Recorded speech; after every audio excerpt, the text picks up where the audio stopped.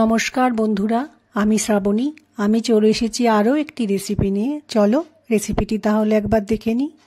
আজকের রেসিপি শীষ পালংয়ের চচ্চড়ি। রেসিপিটি বানানোর জন্য শীষ পালং নিয়েছি। শীষ পালং কেটে নিয়ে ভালো করে ধুয়ে পরিষ্কার করে নিয়েছি। আলু, বেগুন ও মিষ্টি কুমড়ো একটু বড় বড় টুকরো করে কেটে নিয়েছি।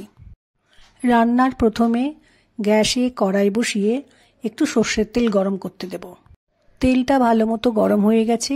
এবার আমি কয়েকটা বড়ি দিয়ে ভালো করে একটু ভেজে নিয়ে একটা বোলের মধ্যে তুলে রাখবো। বড়ি ভাজা তুলে রাখার পর ওই একই তেলে কেটে রাখা বেগুনগুলো দিয়ে একটু সময় ভাজতে হবে।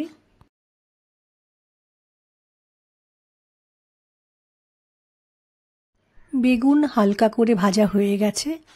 বেগুনগুলোকে একটা পাত্রে তুলে আমি রেখে দেব। আবার কড়াইয়ে আমি একটু সর্ষের তেল দিয়ে নিলাম। তেলটা গরম হয়ে গেছে। এই সময় একটু 5 ফোড়ন দিলাম ও একটা শুকনো লঙ্কা দিলাম। ফোড়নটা ভাজা হয়ে গেলে কেটে রাখা আলু তেলের মধ্যে দিয়ে একটু সময় রান্না করে নিতে হবে। আলু একটু ভাজা হয়ে গেছে। ঠিক এই সময়ে কেটে রাখা মিষ্টি কুমড়ো কড়াইয়ের মধ্যে দিয়ে কিছুটা সময় আমি রান্নাটা করে নেব।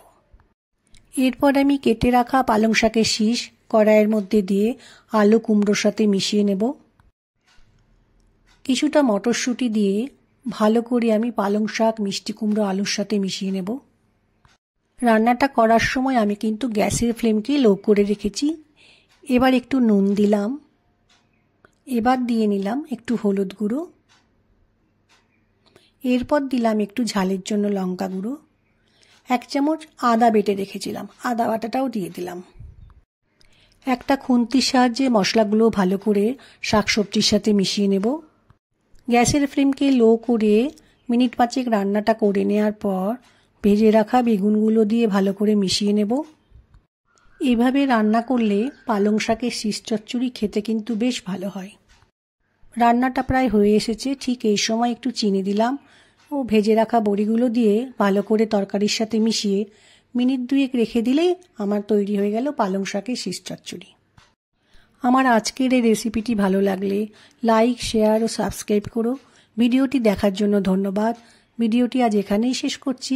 ফিরে আসছি আরও একটি রেসিপি নিয়ে।